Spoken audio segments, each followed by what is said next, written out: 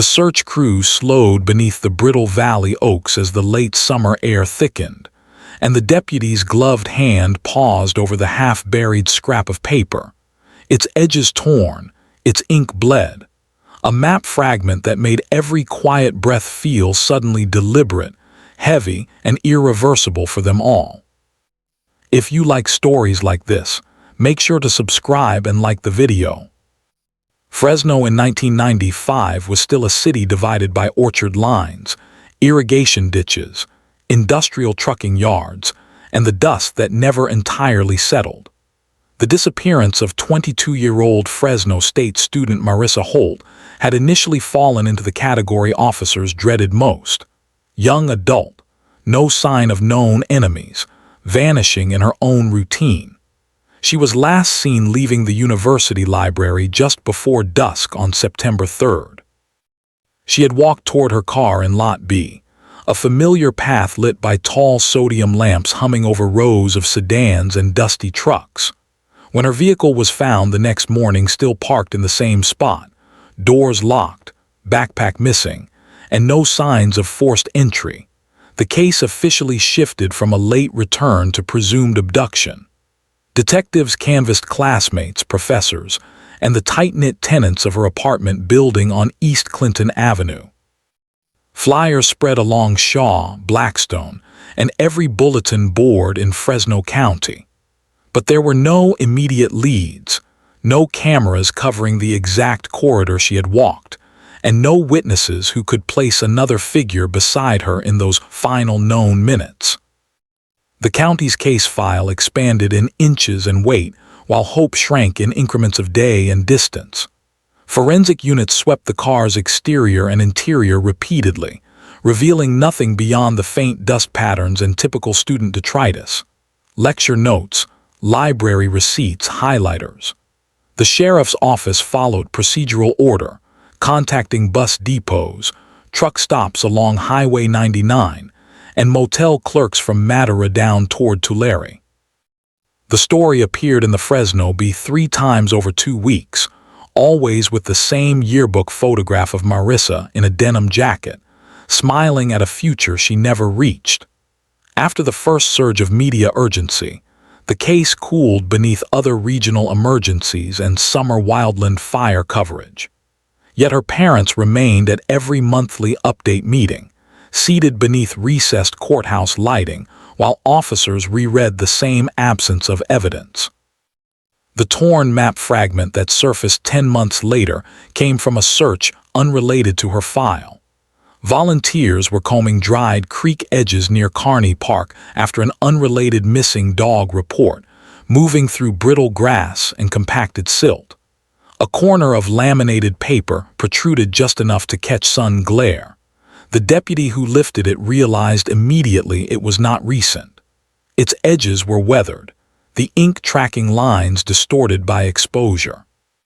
Forensics later confirmed the map was from a discontinued 1990 Forestry Service run, marked with old fire roads west of town. But the unnatural tear, diagonal and deliberate, cut across a penciled annotation, a star beside an unpaved orchard lane. The handwriting, once enhanced, matched entries from a campus biology lab sign-in sheet. That name was known: Marissa's quiet study partner, 24-year-old teaching assistant Rowan Keene. Keene had been interviewed in the early days only as a peripheral figure, a lab assistant who signed her equipment forms and occasionally crossed paths in study sessions. He had provided basic statements at the time, including that he left campus earlier than she did that same night. Investigators initially noted no cause for suspicion. He had no record, exhibited no agitation in questioning, and lived in a modest rental near Belmont Avenue with no history of violence. The recovered map did not confirm wrongdoing, but its presence in a remote orchard corridor demanded procedural escalation. Detectives acquired a warrant for his storage unit on McKinley. The unit, paid biannually and rarely accessed according to facility logs, held camping equipment, soil sample kits, forestry manuals, and a locked steel box. Within it was the other half of the torn map, perfectly aligned, the same star marked, and beneath it, a small envelope of Polaroids of abandoned rural crossings. None depicted Marissa, but they placed Keene in a pattern of solitary surveying excursions near orchard borders during the window of her disappearance. This discovery allowed investigators to revisit 1995 soil chemistry reports from Marissa's vehicle floor mats. Trace particulate had been logged but dismissed as inconclusive due to its common agricultural composition. Now, with the map's precise coordinates, forensic technicians compared archived samples against orchard soil near the starred location west of town. Microscopic pollen signatures and granular composition matched beyond statistical coincidence. A secondary search team was authorized, moving cautiously through rows of almond trees, dust lifting in pale sheets beneath late-season heat. After 3 days of grid work, a shallow depression near a decommissioned irrigation valve revealed degraded fabric consistent with clothing described in missing person notes. Forensic recovery protocols activated immediately, and anthropological specialists identified human remains meeting Marissa's profile. Dental records confirmed identity. The district attorney's office moved forward carefully, constructing a case not on conjecture but on cumulative procedural certainty. The map halves, soil correlation, storage unit imagery, and timeline alignment positioned Keene as last known associate with verifiable access and geographic familiarity. Additional digital warrants uncovered that in the weeks leading to her disappearance, he checked out land management texts and environmental impact surveys specific to the orchard tract in question. Behaviorally, nothing in his academic record suggested escalation or interpersonal fixation, yet circumstantial movement formed a pattern resilient to defense challenge. When confronted with the mounting forensic architecture, Keene did not attempt flight. He was arrested at dawn in 1996, hands steady as he was escorted past the sagging porch rail of his rental. Throughout trial, he maintained restrained composure. The prosecution presented a chronological structure. Marissa leaving the library, Keene's vehicle glimpsed on a side street near Lot B by a campus groundskeeper, who only came forward after new coverage broke, the matched map, and soil data binding location to victim. While no direct eyewitness testimony could place him with her at the precise moment, the geographic intent suggested by dual map markings defined premeditated route knowledge. A forensic geologist provided controlled testimony on pollen signatures so specifically matched that alternative innocent explanation dissolved in cross-examination. The jury deliberated with quiet gravity, Fresno's courthouse corridors holding that particular valley stillness that settles after harvest season. Keene was convicted of first-degree murder and received a life sentence without parole eligibility. Though lawful closure arrived, the aftermath remained subdued rather than cathartic. Marissa's parents established an annual scholarship in her name at Fresno State, awarded to students in forensic science tracks, a quiet acknowledgement of the investigative discipline that restored truth when time threatened to erase it. The orchard tract where she was recovered underwent land transition, its irrigation lines removed, and acreage folded into a conservation buffer. Fresno's local papers ran a final announcement, concise and respectful, nodding resolution without embellishment.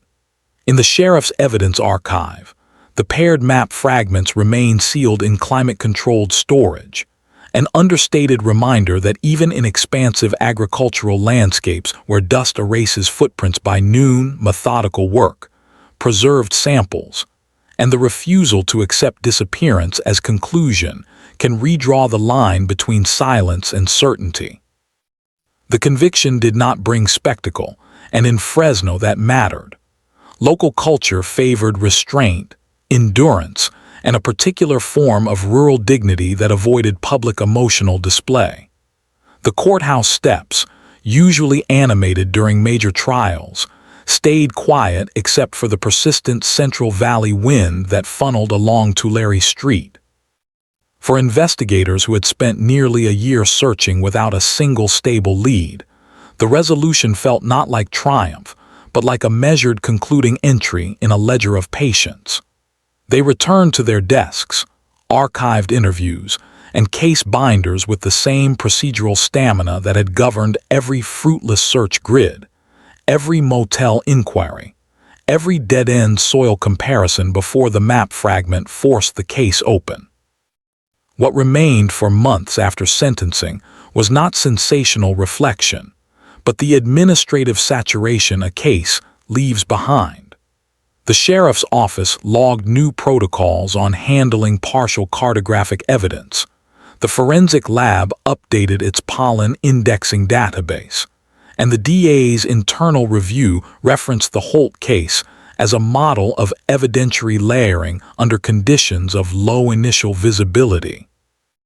What separated this case from the majority of 1990s disappearances was not dramatic confession, nor high-profile confession tapes, but the hinge point of physical material retrieved outside expected context. The torn map forced reclassification, adding topographic analysis to what had been a purely interpersonal investigation.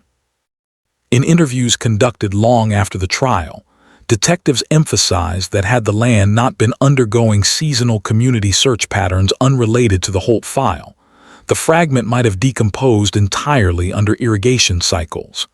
Fresno's agricultural land, with its shifting water tables and rotational crops, is not a reliable archive. Soil buries, lifts, and redistributes artifact layers with regularity. That randomness is partly why the case was almost left behind. The fragment acted not as thematic evidence but as geographic confession, allowing spatial reconstruction where narrative testimony had failed. Keene's academic colleagues expressed disbelief without outrage. His record remained one of reserved competence. No disciplinary flags, no behavioral complaints, no history of stalking or obsessive correspondence. He was not isolated nor socially volatile. That absence of overt deviance in early investigatory notes formed the foundation of why he had initially been dismissed as a focal subject. Statistically, offenders in student disappearances exhibited pre-incident signals, but Keene offered none. The map and location alignment became the defining counterweight to that absence. Subsequent forensic review of the orchard site incorporated environmental stratigraphy. Analysts confirmed deposition dating consistent with the timeline of her disappearance. The shallow burial suggested haste rather than ritualized concealment. The orchard road itself, unpaved and used primarily during harvest, explained why detection lagged. After late autumn, traffic diminished until the next year's pruning cycle. That seasonal pause placed the site beyond typical drone imaging or farmhand passage. The precise star mark on Keene's map implied prior familiarity with that corridor, though not necessarily for criminal planning. His field notation history indicated legitimate environmental surveying. That duality complicated psychological profiling even in post-conviction review. It established that geographic knowledge, not interpersonal obsession, defined access opportunity. The storage unit's contents were processed under chain of custody rigor. Soil sample vials, tagged routes, and forestry manuals were logged not as trophies but as professional instruments. This made prosecutorial framing delicate. The evidentiary path could not claim fetishistic retention or victim surveillance. Instead, it formed a pattern of land-based tracking that intersected with Holt's disappearance only through map annotation and soil trace match. The Polaroids, depicting rural gate entries and unmarked access roads, underlined his continuous presence in the periphery of cultivation zones. They were not incriminating by content alone, but in combined context with orchard stratigraphy and torn map, they became cartographic witness. Despite conviction, appellate filings arose 2 years later. Defense counsel focused on the circumstantial nature of spatial evidence. They argued that map annotation alone could not prove encounter, yet appellate judges upheld verdict integrity based on cumulative forensic precision. Pollen signatures from the orchard matched both Marissa's vehicle mats and trace particulates stored unintentionally in Keene's field kit canvas. Those microscopic botanical fingerprints surpassed mere coincidence. They were the silent testimony of region-specific orchard bloom cycles, cycling only every certain late summer period unique to that acreage. The appellate's summary, clinical and restrained, noted that soil and pollen alignment represented incontrovertible geographic tethering between subject, site, and victim. Public interest waned quickly. By late 1997, new cases, floods, and farm labor negotiations replaced headline space. Holt's photograph retreated from bulletin boards, remaining only in the scholarship pamphlet issued annually by the university's forensic science department. Her parents rarely spoke publicly. Their grief occupied private ritual, a cemetery near Belmont, occasional visits to the conservation easement formed from the orchard land, and attendance at scholarship award announcements delivered without podium flourish. The land itself healed in silence, furrowed rows flattened, irrigation valves capped, fencing removed. Without crops, the soil lay neutral, neither erasing nor displaying its history.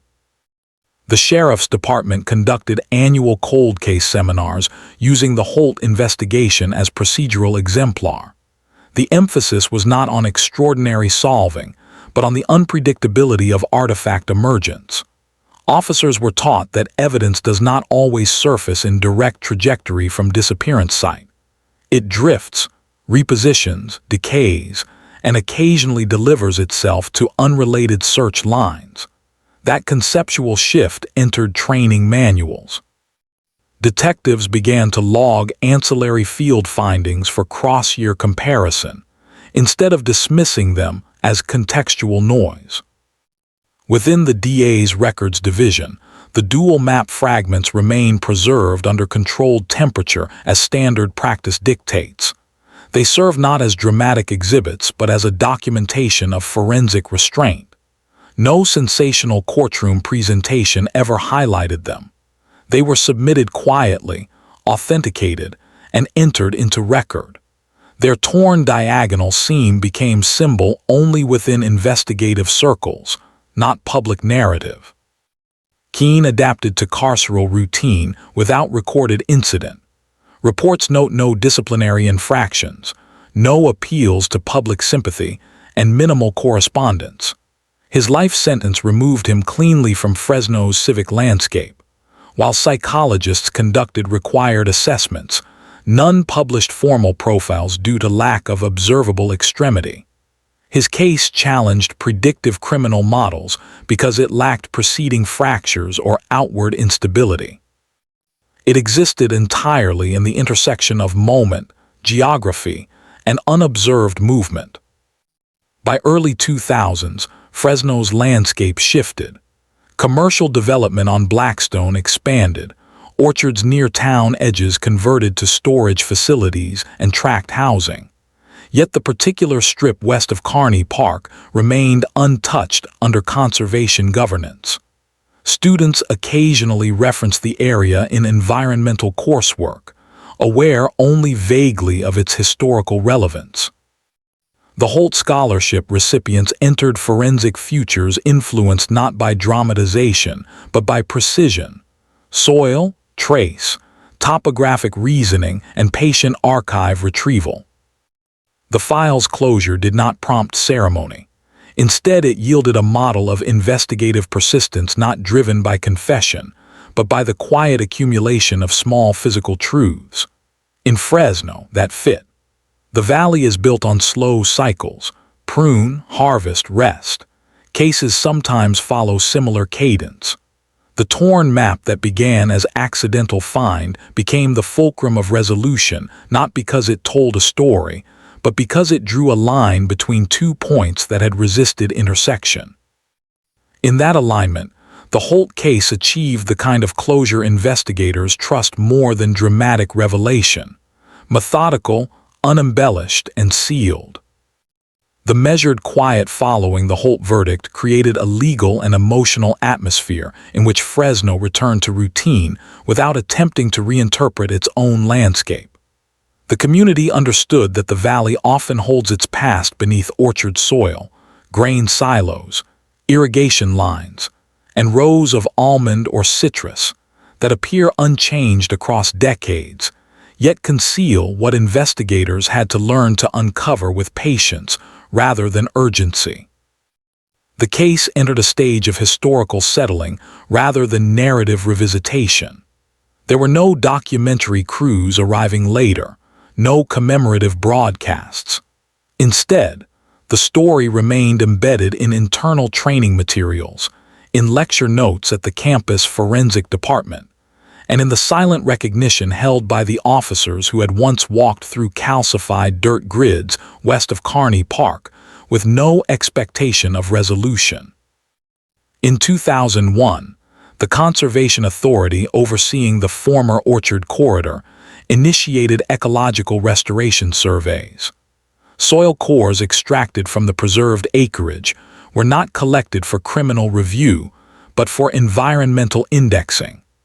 Nonetheless, one core sample revealed residual agricultural chemical concentrations consistent with 1990s fertilizer cycles. That confirmation indirectly validated the forensic pollen modeling used in trial, confirming again that the region's unique bloom signatures could not have been confused with those from any neighboring tract. Even years after conviction, the land continued to affirm the evidentiary architecture constructed during the case. Investigators noted it with professional detachment, adding a closing annotation to the archived report, but not revising any prior conclusion. The case had already reached a judicial and investigative terminus. Further confirmations were treated as procedural footnotes. The Holt family continued to avoid public visibility. On scholarship award days, their attendance was quiet, seated in auditorium back rows, present for the reading of recipient names but absent for receptions. Their grief did not dissolve, but it became structured, predictable, absorbed into routine calendar entries rather than unpredictable emotional resurgence. For them, resolution did not equate emotional repair. Fresno's local clergy, counseling networks, and university support systems understood this and did not impose communal expectation on them. The Valley has long practiced a form of pragmatic mourning, acknowledging loss without demanding expressive transformation from those most affected.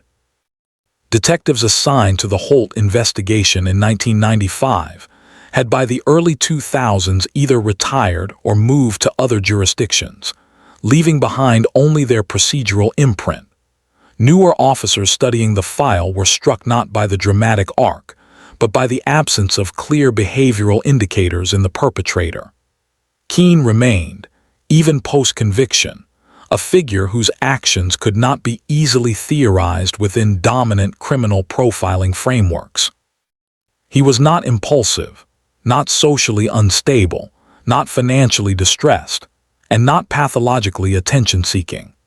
The Holt case became a cautionary entry in forensic psychology courses, demonstrating that predictive behavioral matrices could narrow investigative direction too early, potentially excluding individuals who did not meet standard typological triggers, but still possessed access, opportunity, and geographic competence.